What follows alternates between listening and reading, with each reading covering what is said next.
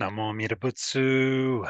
Good morning, good afternoon, good evening, wherever you are, whenever you are, in whichever realms of existence you are, whatever mind states you're in, whatever conditions you're in. As always, you are welcome to my channel. Immerse yourself in the ocean of the vow. So, yeah, welcome. Welcome again to another episode of Dharma Dreamin. And I'm hoping this time to finally finish the videos about the it was two dreams about four different sets of teachings that sort of came through in the dream, or that were given in the dream, or were emphasized, or the dreams were thematic of these four different sets of teachings. And I'm hoping to finish that tonight. And the last bit of those four different sets of teachings that I had to do was the Buddha nature teachings that came through in the dreams. And so hence I have this sort of I created this dream-like background at Night Cafe AI Studio, of course. And it kind of, the idea was this dreamlike sort of looking multiple realities with the mirror there in the middle, and in the middle this kind of baby Buddha, or kind of, embryonic Buddha, the Buddha embryo, or the Buddha seed kind of thing. So hence the kind of baby Buddha kind of look here. So that's what I was kind of going for, kind of referencing Buddha nature and the sort of dream likeness of it all. So yeah, so that's hence that background. And I kind of like that I'm kind of centered where the Buddha seed would be, right there behind me. And that's kind of the idea, is of all these teachings, of all the teachings, the four sets of teachings that I went through, the actual true underlying reality to everything, if I can put it that way, as it were, is Buddha nature. Is Buddha nature, is nirvana, is suchness, is sunyata, is all those things, is the true reality. The true reality is Buddha nature, and we all, people say you have Buddha nature. I'm not sure that's the right way to say it, but we are all of Buddha nature, I guess, is a better way to say it. Just like all of samsara is actually of nirvana, is actually nirvana itself. We just are the ignorance of the pollutedness of our mind stream doesn't allow us to see that. So similar idea with Buddha nature. We are of Buddha nature, but we can't see it. We can't access that ultimate true reality. So anyway, and I want to try to get through this tonight, because I need to do this and then have my meal, because I'm very excited. I'm going to a lecture tonight online, hosted by the Hopa Hungwanji Hawaii, and it's a lecture it's part of the Triple Celebration Buddhist Education Series, and Reverend Dr. Mutsumi Wundra of Orange County Buddhist Church and the Institute of Buddhist Studies will speak on Kyogyo Shinsho, teaching the three Pure Land Sutras. So it's good timing for that, actually, for me to be hearing that lecture. So anyway, looking forward to that this evening. So actually, without further ado, let me share my screen so we can do this. There we go. So just reposition some things here. All right, so this is the Wikipedia art. I'm going to continue with the Wikipedia article on Buddha nature. and we left off here at this section, Buddha-Dharma, and we're about to go into the Indian Sutra sources section. So I'll start to read that now. Oh, I should give you a little bit more background again about I had these two sets of dreams where these four different kind of sets of teachings came through or were given or were or were themed through the dreams, and so um one of them was the three svabha, or the three self natures, and the five dharmas. And then another was Ichin and Sanzen. So I went through this article at of Tendai Buddhism UK by Seishin Clark, and that one kind of went. Well, that kind of was its own, I think, its own kind of teaching. But that was kind of the sets of teaching. So it was it was the 3,000 words in a single moment of time, which but there was also, along with that, came the oh, I can't remember how I paired them up. But anyway, so that's another bit that I covered. Went over the 12 nidanas because they came through in the dreams as well. And then also along with that, came the independent co-arising or interdependent arising teaching. So that kind of went along with the 12 nidanas, and then the three marks of resistance and the four three marks of resistance and the four dharma seals, along with Buddha nature. Anyway, I'm not sure I gave you the right combination of the four different kind of sets of teachings, but anyway, I'm going to now, and so these kind of went along with Buddha nature, or Buddha nature might have been the fourth of its own kind of the fourth set of teaching. Anyway, I can't remember now, but so anyway, that's why I'm going through all this, because these came through in a dream, which I'm really grateful for. It kind of blows me away, actually, because I've had a handful of significant, a few to three handful of significant uh, dharmic dreams, if you like, over the years, but not like they're starting to happen now. And I really feel like it's because of the working of Amida that this is happening, for whatever reason. And I'm really into dreams. I'll probably do an episode of Dharma Dreamin about my background with dreaming and different dream remembering techniques I used, and lucid dreaming, and all this kind of stuff I got into. But anyway, I'll probably do a separate episode just to kind of go through all that. But anyway, it's a big part of my life. Dreaming has been a big part of my life since I was a kid.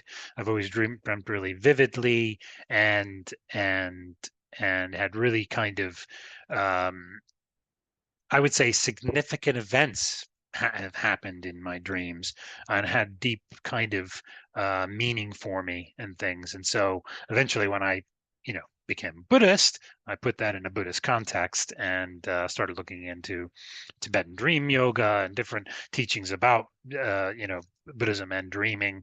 And so I'm going to probably do an episode on that as well, the teachings about dreams in Buddhism. But anyway, coming back to the current dream here, let's go into, this is where we left off after Buddha-Dharma in the Wikipedia article. Indian Sutra sources. So historical precursors, and this is on Buddha nature again. This is the article on Buddha nature. Historical precursors. According to Alex Wayman, the idea of the Tathagata is grounded on sayings by the Buddha that there is something called that there is something called the luminous mind, or prabhasvara sita, which is only adventitiously adventitiously covered by defilements. Agantuka klesha. Tempted to go over here to the Luminous Mind article. So Luminous Mind. I'm not going to read all of the different languages it's called, but so Luminous Mind is a Buddhist term which appears only rarely in Pali Canon. It but is common in the Mahayana Sutras and central to the Buddhist Tantras. It is variously translated as brightly shining mind or mind of clear light, while the term luminosity is also translated as clear light or luminosity in Buddhist in Tibetan Buddhist contexts, or purity in East Asian contexts. That kind of harkens of or brings to mind, pardon the pun, the true mind of Amida Buddha that he gives us in Shinjin. We're given this true, sincere mind of Amida Buddha himself in the kind of working of Amida, the rising of Shinjin, the settling of Shinjin. We're given the true mind, the true, sincere mind of Amida. Anyway, so yeah, just wanted to read that. So going back. The luminous mind is mentioned in a passage from the Anguttara Nikaya, which has various parallels, which states that the mind is luminous but is defiled in incoming defilements. The Mahasangika school, apologies once again, as always, for my pronunciation. So this school coupled this idea with the idea of the root consciousness, Mala Vijnaya, which Vijnana, which serves as the basic layer of the mind and which is held to have a self nature, Sita Svabhava, which is pure Visuddhi and undefiled. In some of the Tathagata Sutras, a consciousness which is naturally pure, Prakriti Parisuddha, is regarded to be the seed from which Buddhahood grows. So let me read that again. In some of the Tathagata Sutras, a consciousness which is naturally pure is regarded to be the seed from which Buddhahood grows. I might just start reading without trying to do read the things in parentheses. You can see them for yourself, so it just flows better. So I think I'll just read this whole paragraph again, if you don't mind, and just without reading, trying to translate anymore, or trying to read the Pali or the Tibetan or whatever. So you can read that. You can see that there for yourself. So let me just read this whole paragraph again. According to Alex Wayman, the idea of the Tathagata is grounded on sayings by the Buddha that there is something called the luminous mind, which is only adventitiously covered by defilements. The luminous mind is mentioned in a passage from the Anguttara Nikaya, which has various parallels, which states that the mind is luminous but is defiled by incoming defilements. The Mahasangika school coupled this idea with the idea of the root consciousness, which serves as a basic layer of the mind and which is held to have a self nature which is pure and undefiled. In some of the Tathagata Sutras, a consciousness which is naturally pure is regarded to be the seed from which Buddhahood grows. Wayman thus argues that the pure luminous mind doctrine formed the basis of the classic Buddha nature doctrine. So let's go down a bit here. Karl Brunholz writes that the first probable mention of the term Tathagata is the Ekoterika Agama, though here it is used in a different way than the later texts. The passage states, if someone devotes himself to the Ekotarika Agama, then he has the Tathagata. Even if his body cannot exhaust defilements in this life, in his next life he will attain supreme wisdom. The Tathagata idea was the result of an interplay between various strands of Buddhist thought on the nature of human consciousness and the means of awakening. Gregory sees this doctrine as implying that enlightenment is the state of the mind. The Avatamsaka and Lotus Sutras. According to Wayman, the teachings of the Avatamsaka Sutra, which say that the Buddha's knowledge is all pervasive and is present in all sentient beings, were also an important step in the development of Buddha nature thought. The Avatamsaka Sutra, just bear with me a second, the cat distracting me. And the Avatamsaka Sutra does not mention the term Tathagata, but the idea of a universal penetration of sentient beings by the wisdom of the Buddha, Buddha jnana, or jnana. Not sure how that's pronounced. Sorry, I just said I was not going to try to pronounce this thing. So let me just read that last sentence again. The Avatamsaka Sutra does not mention the term Tathagata, but the idea of a universal penetration of sentient beings by the wisdom of the Buddha is seen by some scholars as complementary to the Tathagata concept.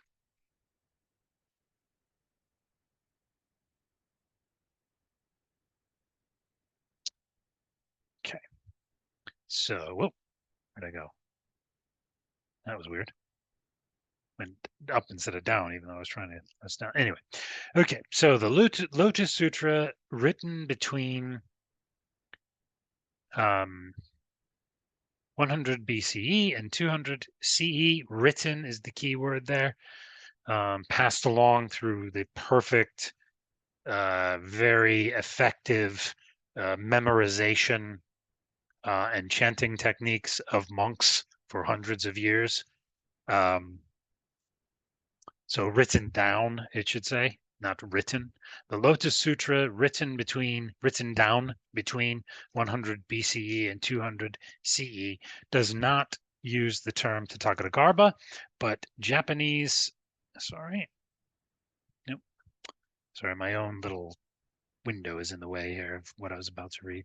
So I start again. The Lotus Sutra, written down between 100 BCE and 200 CE, does not use the term Tathagata, but Japanese scholars suggest that a similar idea is nevertheless expressed or implied in the text, indeed. I agree with that. The 10th chapter emphasizes that all living beings can become Buddha. The 12th chapter of the Lotus Sutra details that the potential to become enlightened is universal among all people. Even the historical Devadatta has the potential to become a Buddha.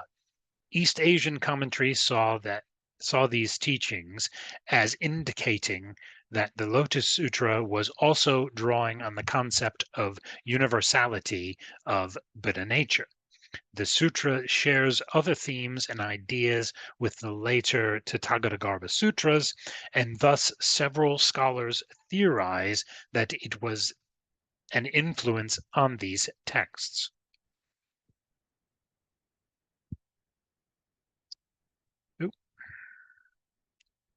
So, Tathagata Sutra and Nirvana Sutra.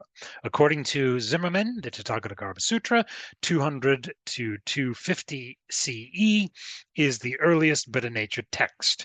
Zimmerman argues that the term Tathagata itself seems to have been coined in this very sutra.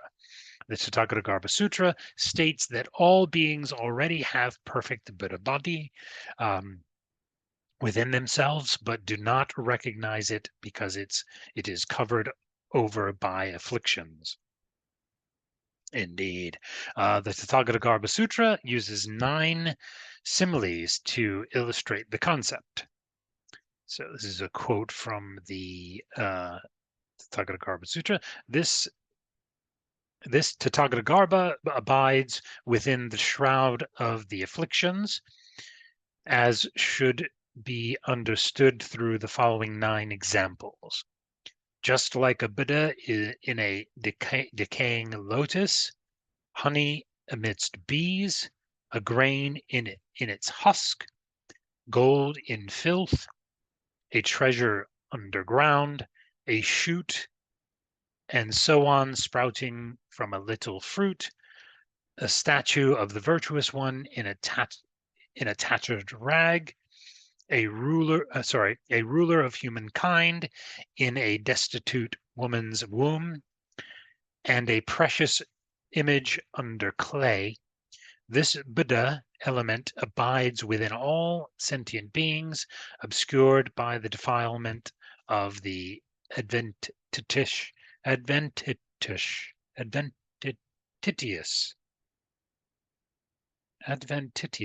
poisons. Adventitious poisons. Let me just read what that word means, by the way. Just look.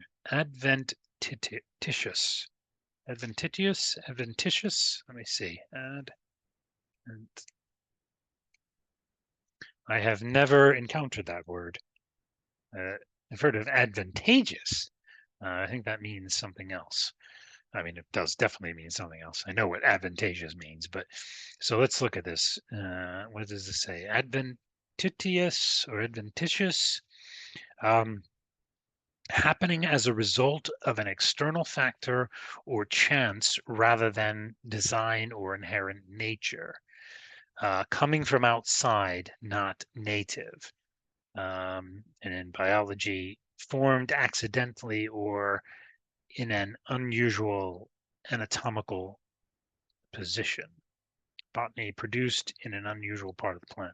So I think this refers to happening as a result of external factor, or, well, not really chance, I wouldn't say, but happening as a result of external factor rather than design or inherent nature. So it's happening because of the kleshas. It's happening because of our ignorance, our karma, and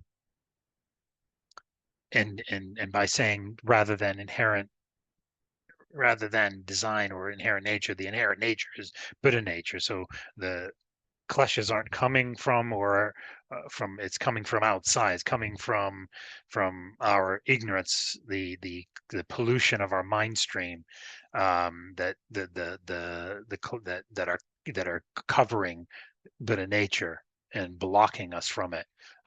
Something along that line. Anyway, don't know if I really explained that or got that right, but you can do your own research. You can do your own reflecting and reading.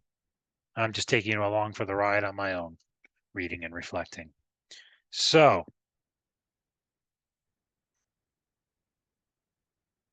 oh, no, that's the wrong article. There we go. So coming back. So another important, so let's just read that again, having said that. So that last sentence anyway.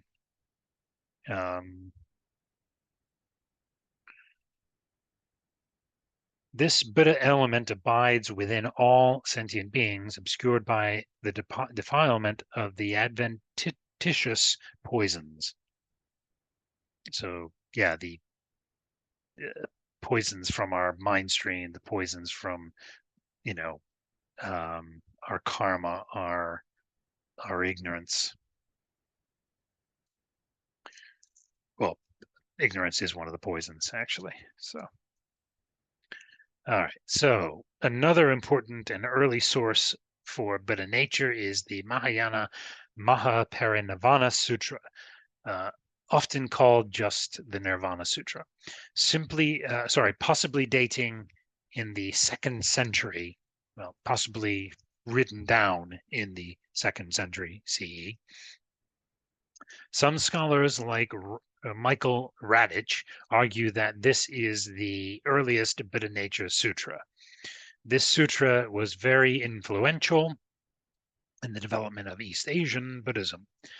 The Mahaparinirvana Sutra linked the concept of Tathagata with the Buddha Dhatu, Buddha nature, Buddha element, and it also equates these with the eternal and pure Buddha body, the Dharmakaya, and also called Vajrakaya. Ooh, I like that, Vajrakaya. The sutra also presents the Buddha nature or Tathagata as quote unquote self or true self, Atman, though it also attempts to argue that this claim is not incompatible with the teaching of not self. Yeah, I'm not sure. That's but it comes from a sutra, so there could have been an issue in the translation there with the terminology being used here. But anyway, the Nirvana Sutra further claims that Buddha nature is probably no discrepancy in the sort of original language that the monks wrote it down in. It's just whenever trying to translate these things, it starts to get tricky. Anyway, the Nirvana Sutra further claims that Buddha nature and the Buddha body, his Dharmakaya, is characterized by 4 perfections, paramitas, or qualities: permanence, nitya, bliss, sukha, self, atman, and purity, Suddha. Oh, okay, I see. Yeah, this is okay. So self being, Buddha nature, Atman. I'm not sure. Maybe that was the word that was used, but you have to take the context. The context is Buddha nature. That self there means Buddha nature, or the true reality.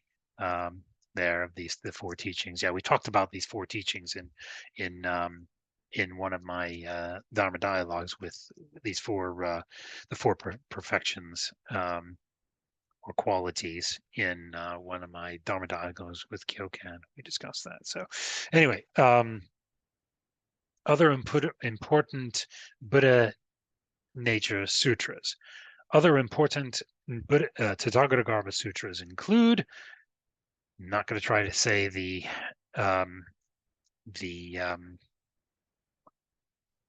Sanskrit.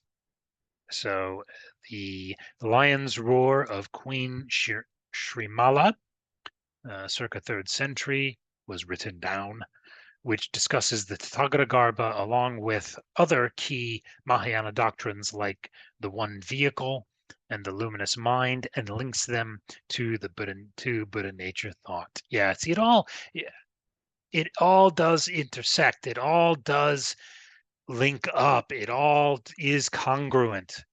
And that's because the teaching of Buddhas is perfect. The Buddha of teachings is pristine, and it all fits. It all fits, it all links, it all corresponds, it all correlates, it all flows together.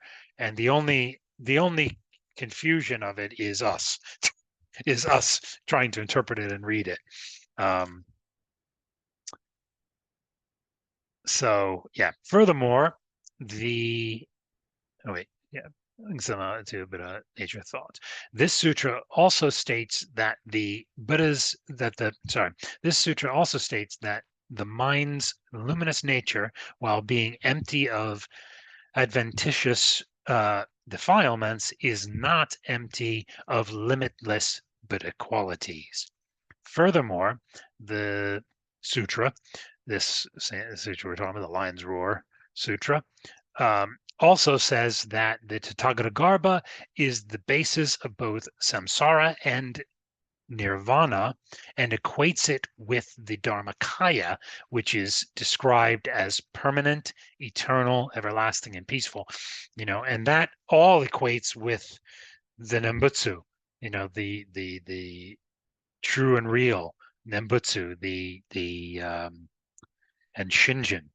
All of that equates with that in this, anyway, in our teaching in the Jodo Shinshu tradition.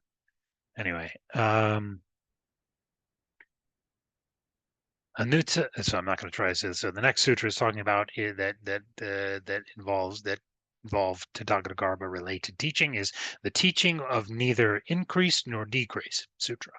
This sutra states that there is no increase or decrease in the realm or domain or element of sentient beings, which is really a single domain that is equally samsara and a Buddhahood, and is equated with the original pure mind and Tathagata. So yeah, samsara is none other than nirvana. So the Angulimala Sutra features the mass murderer convert Angulimala as a central character, now reformed and turned into a bodhisattva. Now reformed and turned into a bodhisattva. The text attributes various qualities to the universal Tathagata, such as non-arising, independence, invariability, and not being the perceptive mind. The Mahabari Sutra, or Great Drum Sutra, describes Buddha nature as luminous and pure, as eternal, everlasting, peaceful, and self, or Atman, or true reality. When it says that in this context, when it says self or Atman, it's saying the true reality, the true Buddha nature, that's the true existence, or existence isn't the word, but the true reality. Anyway, the Mahamegha Sutra, or Great Cloud Sutra, like the Nirvana Sutra, like the Nirvana Sutra, this sutra also teaches the eternity of Buddhas and their docetic nature, and the four perfections of permanence, bliss, self, and purity as qualities of the Buddha. It also discusses the non-dual nature of all sentient beings with the Dharmadhatu, along with 400 types of samadhi. Wow. That's very cool. It discusses the non-dual nature of all sentient beings with the Dharmadhatu, along with 400 types of samadhi. Bear with me a moment. I just have a delivery. I'll be right back.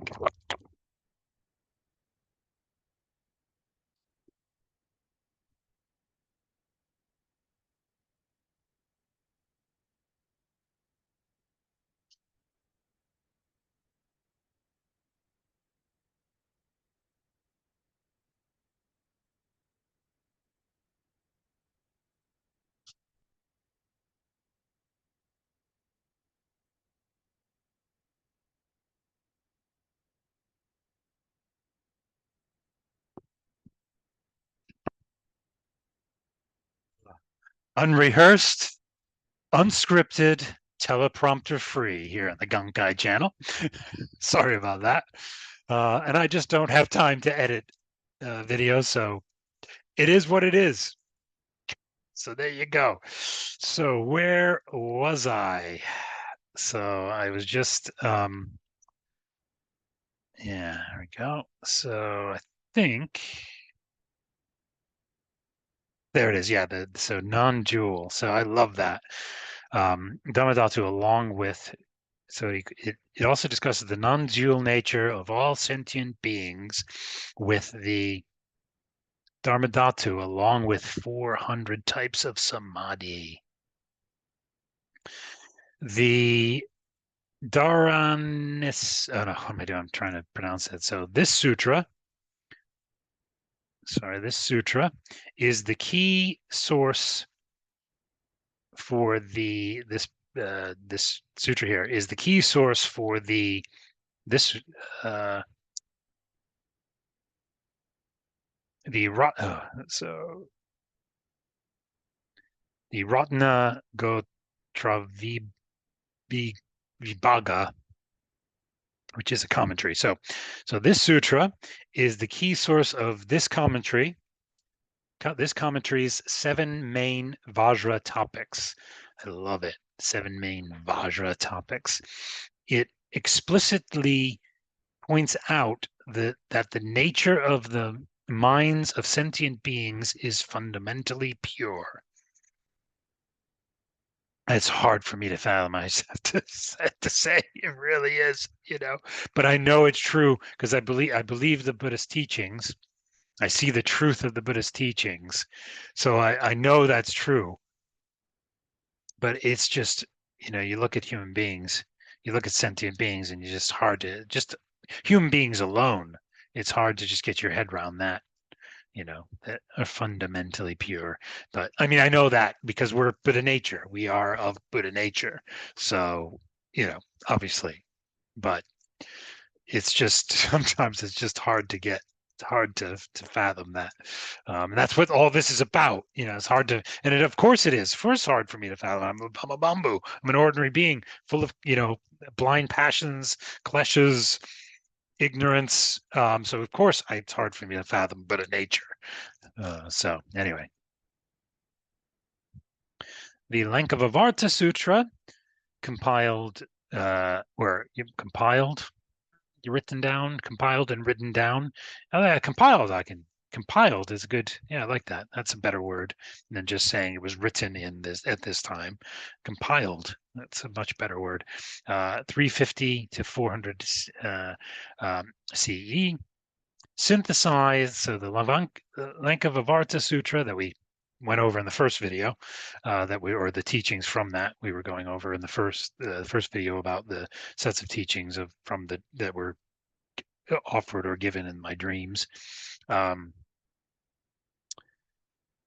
Lankavivarta Sutra synthesized the Tathagata doctrine and teachings of the Yogacara school, like the Alaya Vijnana, storehouse consciousness, and the 3 natures. Let me just read that again. So the Lankavivarta Sutra synthesized the Tathagata doctrine and teachings of the Yogacara school, like the storehouse consciousness and the 3 natures. According to the Lankavivarta Sutra, Tathagata is the same as the Alaya Vijnana, although this is qualified in other passages which explain that there are 2 layers of the Alaya Vijnana, a pure and an impure layer. The storehouse consciousness is supposed to contain the pure Tathagata from which awakening arises. Wayman notes that this synthesis of the Tathagata thought and Yogacara Buddhism is a key innovation of the Lankavivarta Sutra. So, and that is the storehouse consciousness is, I think, if I'm not mistaken, an important teaching or sets of teachings or ideas in both Tendai Buddhism and Nichiren Buddhism, I think. Although it could be a particular teacher using that that is a Nichiren Buddhist that I have listened to an awful lot. So that might be where I got that impression that it's associated with Nichiren or Nichiren Buddhism or Tendai Buddhism. Anyway, so this sutra, the Gana Vyuha, there we go, the Gana Vyuha Sutra, is another sutra which synthesizes Yogacara or Yogacara doctrines like the three natures and the Alaya and Vijnana, storehouse consciousness, with the Tathagata teaching. So, but it's not difficult to bring these together. It's not like, they're totally, they're very corresponding concepts. And just, it's just I'm so grateful that we have Dharma masters that have done that, and that the Buddhas would, the Buddha linked these things up in his when he delivered his sutras for us. So Indian commentaries, or Indian commentaries, as we would say in the UK. Anyway, the Tathagata Sutra, also widely discussed by Indian Mahayana scholars in treatises and commentaries called Sastra, the most influential of which was that commentary, the Ratna Gotravibhaga commentary, 5th century CE. So that commentary, the investigating the dual disposition commentary, also called the treatise, I'm not going to try to say that, the treatise on the ultimate continuum. Ooh, I like that. The treatise on the ultimate continuum is a 5th century CE Indian treatise, Sastra, which synthesized major elements and themes of the Tathagata theory. It gives an overview of key themes found in many Tathagata sutras, and it cites the Tathagata Sutra, the Sri Maladevi Simhanada Sutra, the Mahaparinirvana Sutra, the Angulimala Sutra, and the Anutva Apurnatva Nirdesa, and the Mahabariharaka Sutra. The commentary that we're talking about here, the investigating the dual disposition commentary, presents the Tathagata as an ultimate unconditional reality that is simultaneously the inherent dynamic process toward its complete manifestation. Mundane and enlightened reality are seen as complementary. Thusness, tathata, defiled is the Tathagata, and the thusness undefiled is enlightenment. So thusness defiled is the Tathagata, and thusness undefiled is enlightenment. Right. So in the commentary we're still talking about, in the investigating the dual disposition commentary, the Tathagata is seen as having 3 specific characteristics: Dharmakaya, suchness, and disposition, as well as the generic characteristic of non-conceptuality. According to the investigating the dual disposition commentary, all sentient beings have the embryo of the Tathagata, hence my my image background for this Dharma Dreamin episode.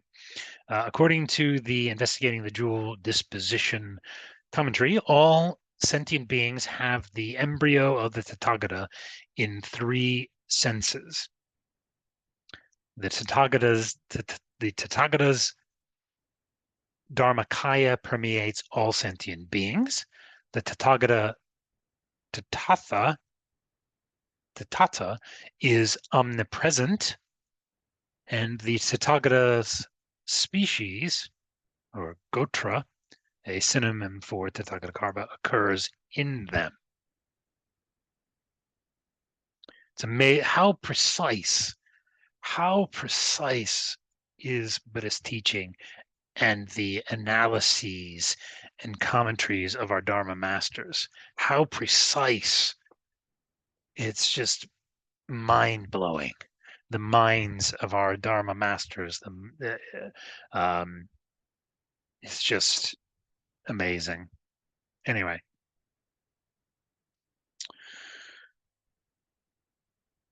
So the commentary we're talking about equates enlightenment with the nirvana realm and the Dharmakaya.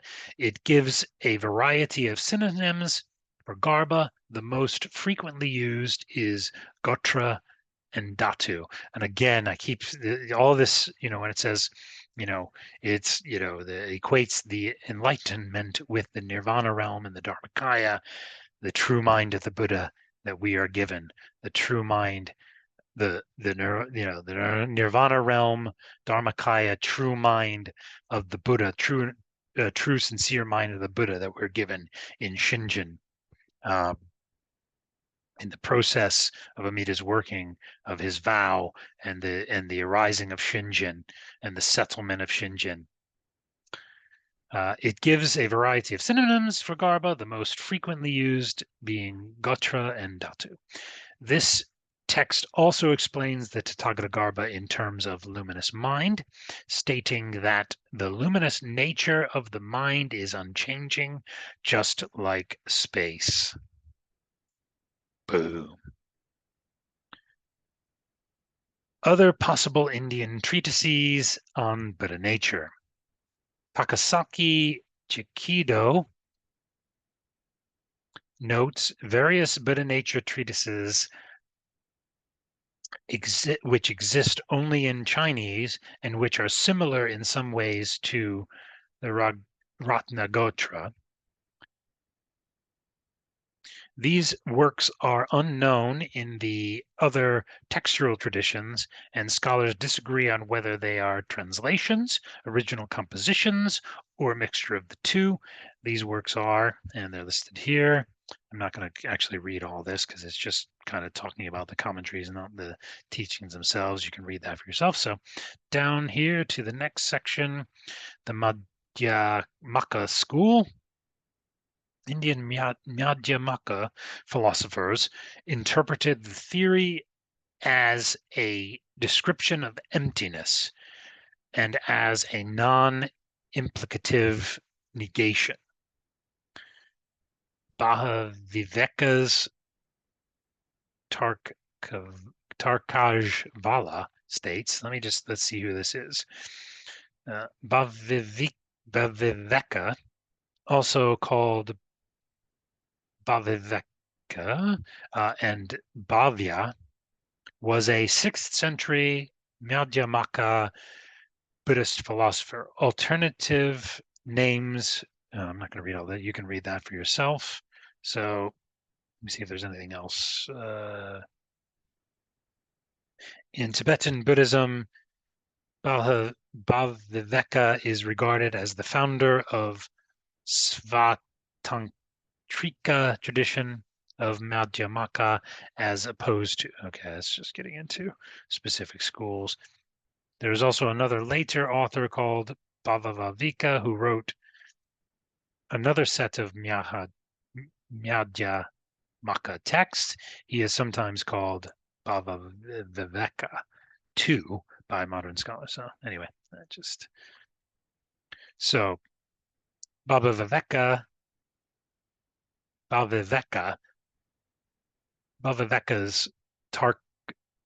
Tarkajvala states, The expression possessing the Tathagata heart is used because emptiness, singleness, wishlessness, and so on exist in the mind streams of all sentient beings. However, it is not something like a permanent or all-pervasive person that is the inner agent. For we find passages such as all phenomena have the nature of emptiness, singleness, and wishlessness. What is emptiness, singleness, and wishlessness is the Tathagata. Might have to read that again to make sure I got that right. The expression possession of Tathagata heart is used because emptiness, the expression possessing the Tathagata heart is because emptiness, signlessness. I thought I was getting something or a couple of things wrong here. So because emptiness, signlessness, wishlessness, and so on exist in the mind streams of all sentient beings. However, it is not like a permanent or all-pervasive person that is the inner agent. For we find passages such as all phenomena have the nature of emptiness, signlessness, and wishlessness. What is emptiness, signlessness, and wishlessness is the Tathagata. The Tathagata. Whew, got through that. Thank goodness. According to Candrakirti's commentary, I'll let you read that for yourself. The storehouse consciousness is nothing but emptiness that is taught through the term alaya consciousness. Go Latsawa states that this statement is referencing the Tathagatagarbha doctrine. Candrakirti's commentary also argues, basing itself on the Lankavarta Sutra, that the quote, the statement of the emptiness of sentient beings being a Buddha adorned with all major and minor marks is of expedient meaning.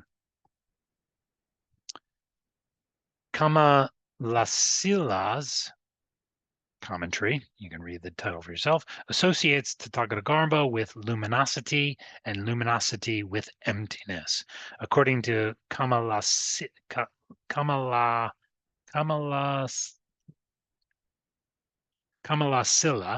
according to Kamalasila, the idea that all sentient beings have Tathagatagarbha means that all beings can attain full awakening, and also refers to how the term Tathagata expresses the Dharma Dhatu, which is characterized by personal and phenomenal identitylessness, is natural luminosity, naturalness, natural luminosity.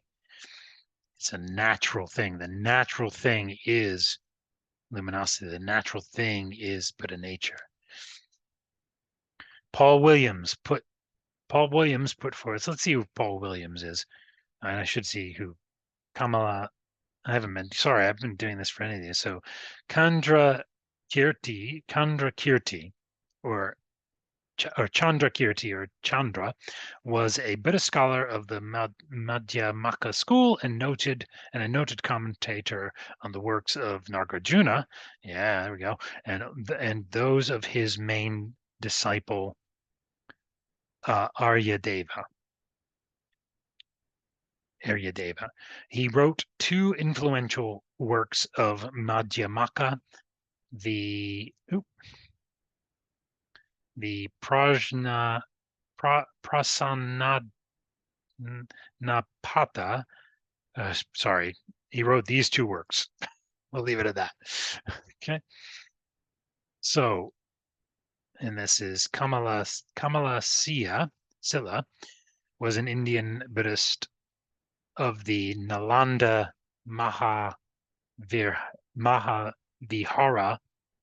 Nalanda Mahavihara, who accompanied Santaraksita to Tibet at the request of Trisong Detsen.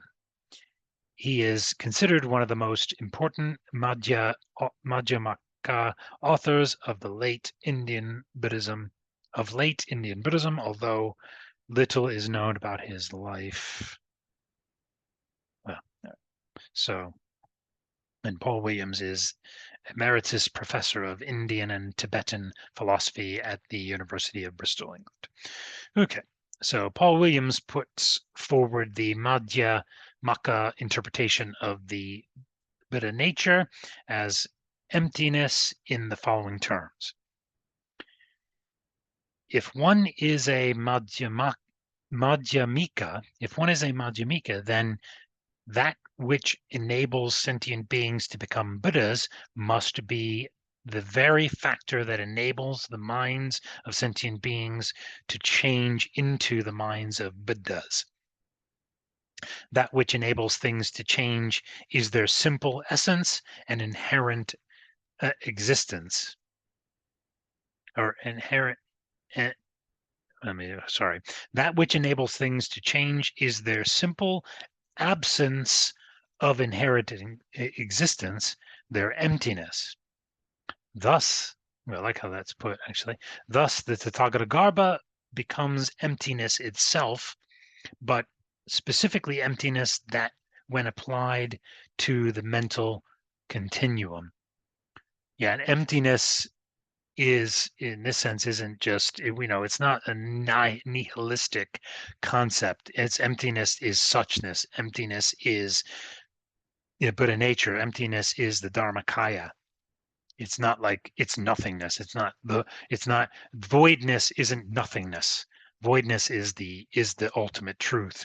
Emptiness is the ultimate truth. And so it's not non-existence. It's not nothingness. It's everythingness. Really, it's the ultimate everythingness. True reality. Anyway, so where were we? Okay. Yeah. So okay, uniquely among Madhyamaka texts, some texts attributed to Nagarjuna, mainly poetic works like the Dharma Dhatu Strava. You can just read these. So mainly poetic works like these associate the term Tathagata with the luminous nature of the mind. The Yogacara or Yogacara school. See how much more. Might need to do a fifth video on this because, yeah, we'll finish this off and then go into the East Asian Buddhist bit, and that's going to be a video on its own. And that's kind of one of the most important bits here because of, Jodo Shinshu Buddhism is definitely grounded and comes out of the East Asian Buddhist Mahayana tradition. So anyway, the Yogacara school. According to Brunholtzel, all early Indian Yogacara masters, such as Asanga Vasubandhu, Vasubandhu is one of our Dharma masters in the 7 Dharma masters of Jodo Shinshu. No idea how to say this name, and nor that I'm not going to try. So according to Brunholtzel, all early in Yogacara masters listed here, if they refer to the term Tathagata at all, always explain it is as nothing but suchness in the sense of twofold identitylessness. Wow. Some later Yogacara scholars spoke of the Tathagata in more positive terms, such as this Yogacara scholar, who was an Indian Buddhist philosopher of the epistemological tradition of Buddhist philosophy, which goes back to the Dignaga and Dharmakirti. Goes back to Dignaga and Dharmakirti. So, some later Yogacara scholars spoke of the Tathagata in more positive terms, such as this scholar, who in his commentary equates it with the appearances of lucidity. Likewise, the Vikramahashila scholar, name there, describes Buddha nature as the natural luminous mind, which is a non-dual self-awareness.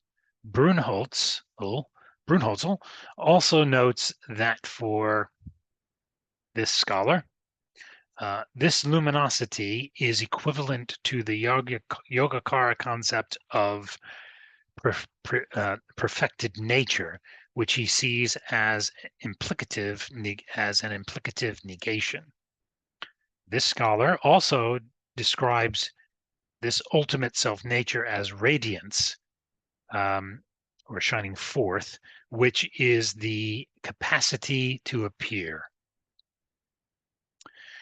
The Yogacara, or Yogacara, I'm not sure how that's pronounced. I've always said Yogacara for some reason, but it might be Yogacara. Yogacara concept of the Alaya Vijnana, storehouse consciousness, also came to be associated by some scholars with the Tathagata. This can be seen in sutras like the Lalakuvarta, the Srimala Devi, and the translations of Paramartha. The concept of the Alaya Vijnana, the concept of the storehouse consciousness, originally meant defiled consciousness.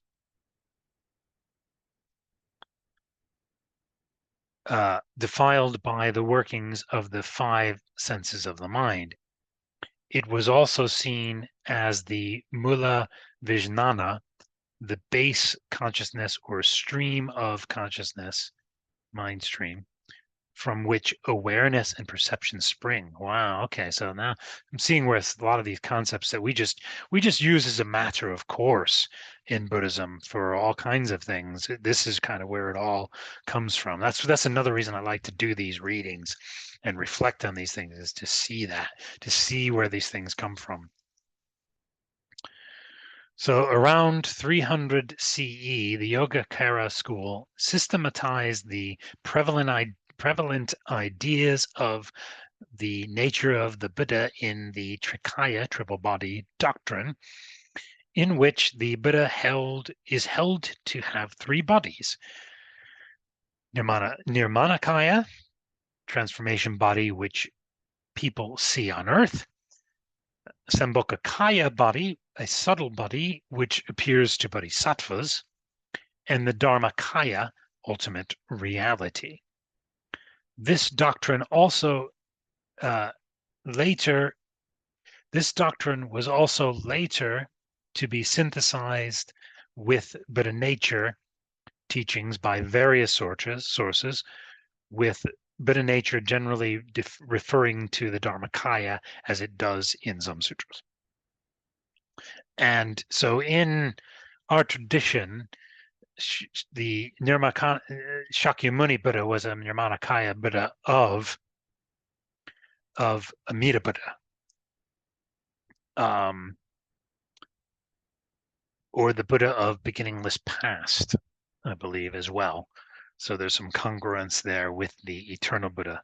And some really believe that the eternal Buddha in the Lotus Sutra is referring to Amida Buddha. But anyway, but that's for us, uh, the Nirmanakaya Buddha, Shakyamuni Buddha was a Nirmanakaya form, of Amida Buddha, and the and Amida Buddha that's in his Pure Land is a Sambhogakaya Buddha that appears as bodhisattvas, but the Sambhogakaya form body that we can see, or that we can a concept that we can grasp too. So it's it's something we'll actually be able to see when we're born in the Pure Land, and experience. See is probably not the best word. It's just we'll be able to experience when we're in the Pure Land, when we're born in the Pure Land. But it's also that Sambhogakaya form. Amida Buddha took that form. Dharmakara's vows created that form, or that manifestation of the Buddha, so that we could have a form, because we're just ignorant beings. We're ignorant spiritual idiots. So it gave us a form, so the Pure Land form for us to be able to kind of have some concept of, to orient ourselves toward, to something to mentally grasp. So anyway, that's Sambhogakaya form of Amida Buddha. Obviously, we can't see that subtle form, that subtle Sambhogakaya form ourselves in our current state of mind state, but when we get to Pure Land, we will be able to. But at least the concept of it is important. That's an important thing, that Amida Buddha came in that form. So we'd have a form that to get our head round, because we can't just get our head around Dharmakaya and all this stuff that we're talking about here.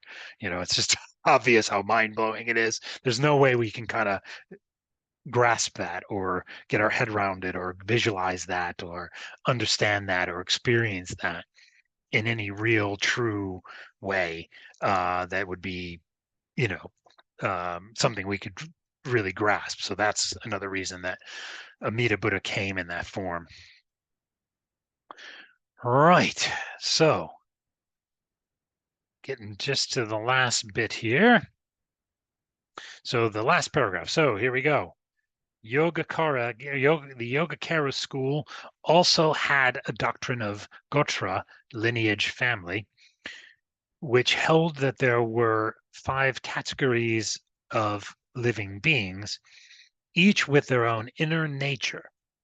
To make this teaching compatible with the notion of better nature in all beings, Yogacara scholars in China, such as Zuan, the first patriarch in China, advocated 2 types of nature: the latent nature found in all beings, and the Buddha nature in practice.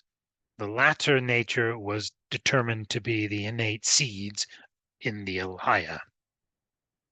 Just want to go to this 5 categories of living beings, and just read what this says. So one of the more controversial Yogacara teachings was the 5 categories of beings, which was an extension of the teachings on the seeds of the storehouse consciousness. This teaching states that sentient beings have certain innate seeds that determine their capability of achieving a particular state of enlightenment, and no other. Thus, beings were placed into 5 categories. Beings whose innate seeds gave them the capacity to practice the bodhisattva path and achieve full Buddhahood. Beings whose innate seeds gave them the capacity to achieve the state of Pratyeka Buddha, private Buddha. Beings whose innate seeds gave them the capacity to achieve the state of an arhat. And then 4, beings whose innate seeds had an indeterminate nature and could potentially be all of the above.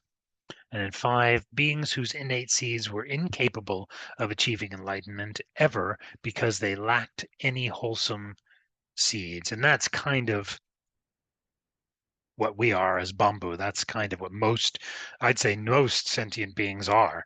That last category of beings, we just don't have the capacity. We don't, whose innate seeds were incapable of achieving enlightenment because they lacked any wholesome seeds.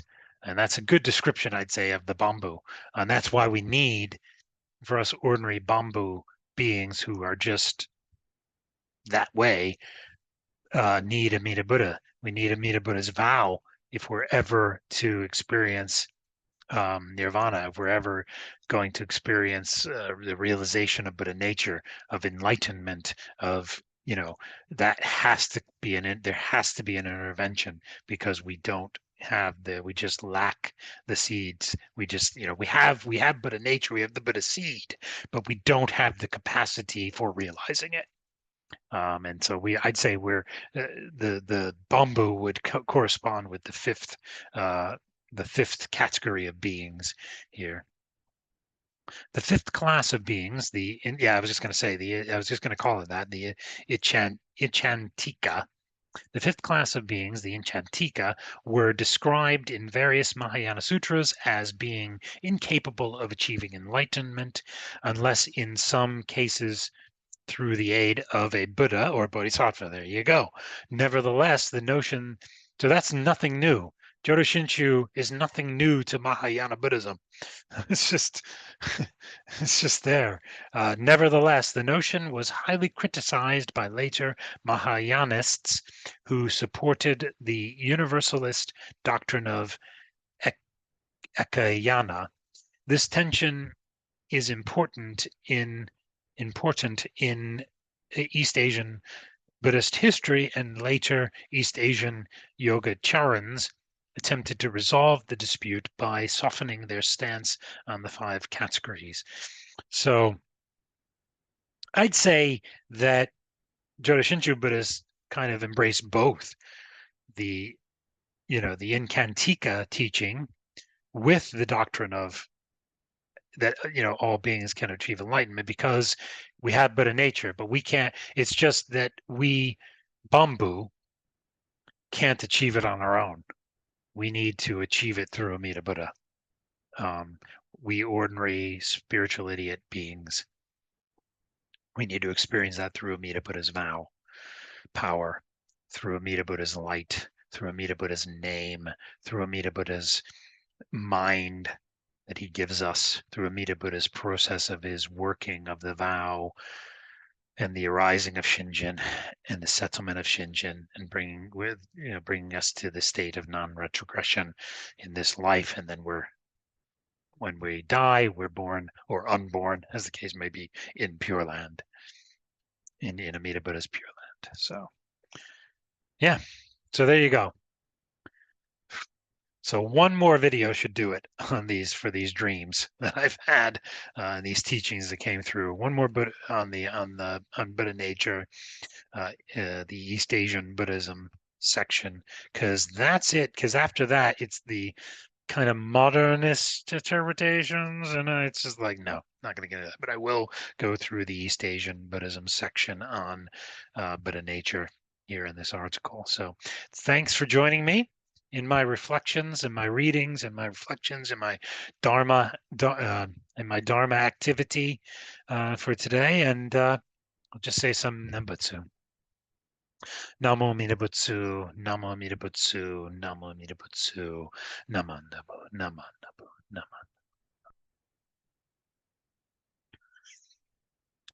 Namo Amida Butsu. Thank you. Until next time.